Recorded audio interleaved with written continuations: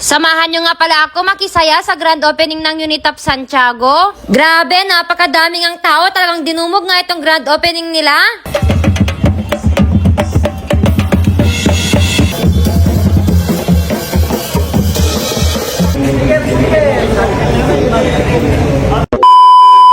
Hi guys, it's me, your Ilocana girl, Miss Igado. Ngayong araw nga ay grand opening nga pala ng Unitap Santiago. At syempre, makikisaya nga tayo.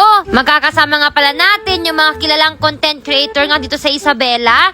Sila Shanghai Boy, Miss Chinite Eya, Anlipad Jack, Temi TV, Buro Queen, at saka si Kikyu TV. Napakaaga nga ng call time namin dito kasi nga makiki-motorcade nga kami. 7:30 AM nga yung motorcade. Shoutout nga pala sa mga nangingisakin ng sticker. Thank you po sa support. After nga ng motorcade ng 7:30 AM, mag-open nga ito ng 9 AM. Isa nga kami sa na-invite dito sa may grand opening ng Unitap Santiago. At hindi nga lang yun, meron nga din pala silang guest bands. Opak, napaka-sexy ng igado nyo dyan. Palaban ng ante mo. Ipapakita ko nga sa inyo guys kung ano yung mga benta dito sa Unitap Santiago. Grabe, alam nyo ba, napakaluwang ng Unitap Santiago.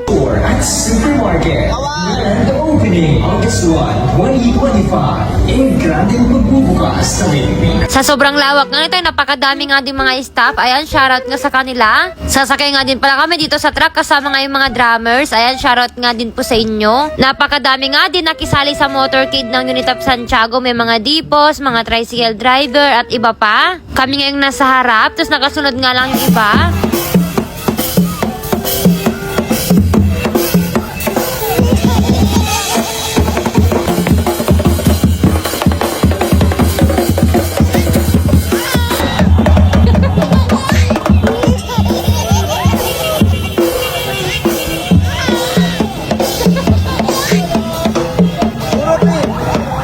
Kahit sobrang init nga guys, nag-e-enjoy nga kami. First time nga din namin maki-motorcade.